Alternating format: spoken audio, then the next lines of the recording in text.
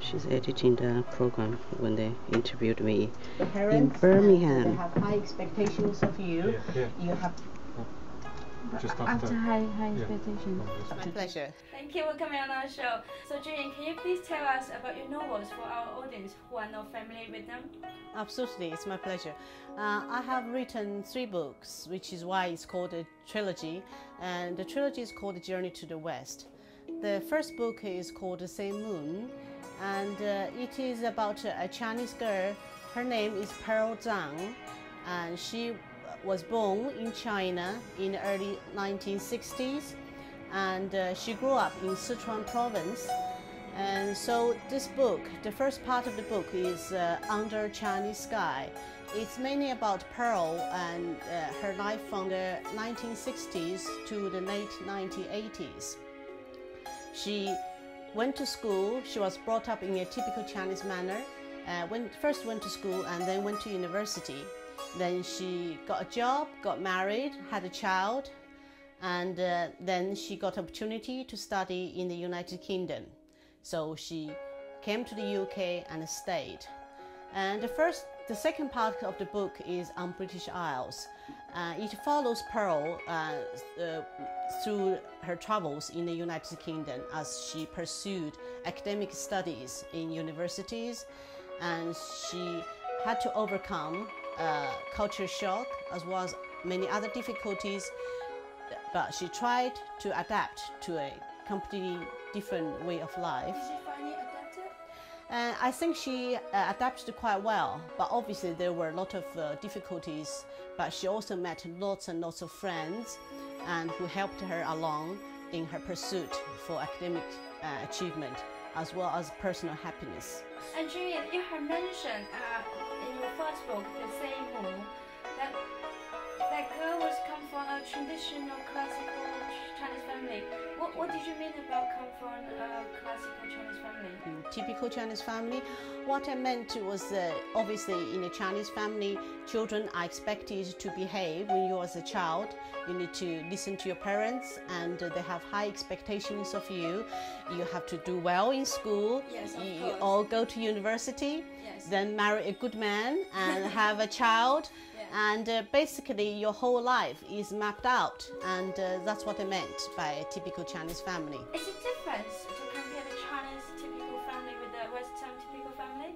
And I don't know if there's a typical Western family, and I think in England or in the UK, and the families are quite different. I mean, there are lots of broken families to start with, but we're not talking about them. But in a typical English family, I don't think the parents would have such high expectations, and they might push them a little bit, but they would not push as hard.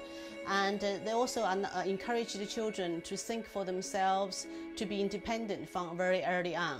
What triggers you to write about this book? And the short answer is personal experience. And like Pearl, I left China in 1988 and I came to UK to study.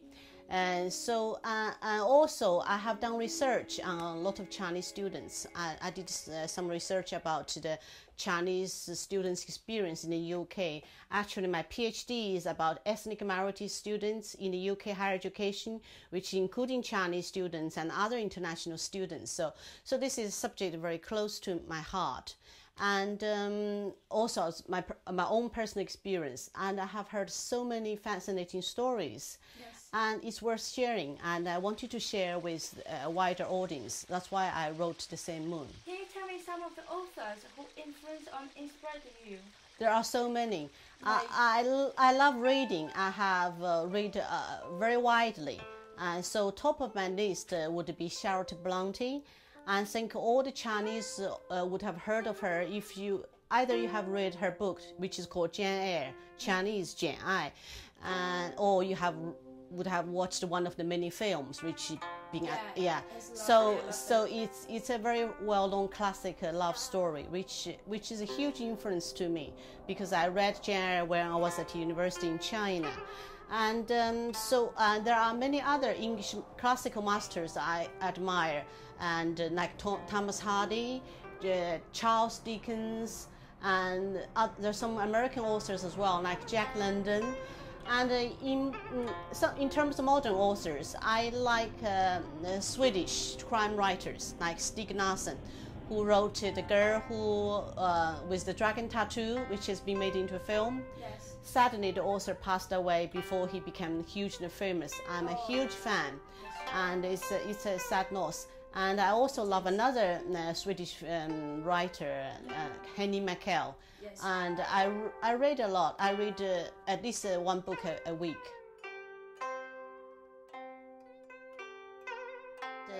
Yeah, as you can see from my bookshelves here behind you, and upstairs in my study, I also have another room full of books. Yeah, so and I had a Kindle, and I read e-books as well, which I can do very, very quickly.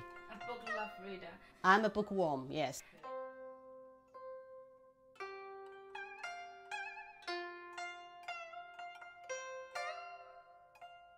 You came to England in 1988, right? Correct. And since you have been staying in China for quite a long time, does that affect your work? Absolutely, yes. I think it's hugely influential, and the fact that I grew up in China. So China is in my DNA, and I have Chinese blood. And so everything I have written so far has China in it. And any books I write in the future would have China as well. So I think China is part of me, and I'm a typical spice girl and a very proud one. So from Sichuan, we call it Nameizi. And so my husband even put on his Twitter, said, I'm married to a spice girl. Yes, I have always enjoyed literature. And fortunately for me, I actually studied English language and literature when I was at Chongqing University. My first degree was English literature. So I have been exposed to world literature from, even when I was in China. And obviously, in the last 20 years or so, I have been living in the UK. And I actually studied in several different universities, including University of Warwick, University of Glasgow, and Leeds Metropolitan University. So my fascination, my love for world literature has never diminished.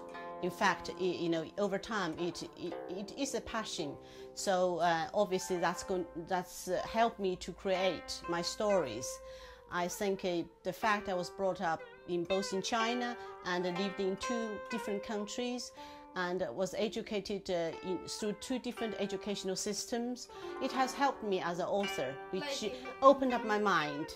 Yes. I can think, I can, look at things from a different perspective and much more open-minded. I have more insights into different, cultures. Junying, what's your writing style in general? My writing style has developed over time as I mature and become much better. And my first book, I wrote the story from the first person and speaking from Pearl's point of view, and so I can engage the reader, so they can get into her mind and follow her footsteps, which I have done quite successfully, so I've been told by my readers.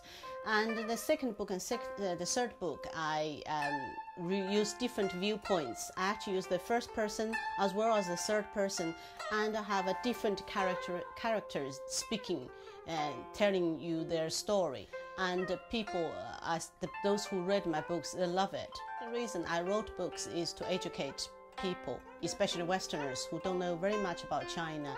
And China, as we know, is so important on the world stage now, and it's increasingly more and more. So I think it's time that the once mysterious East is opening up to the West, and people need to understand what's going on and what China is really like.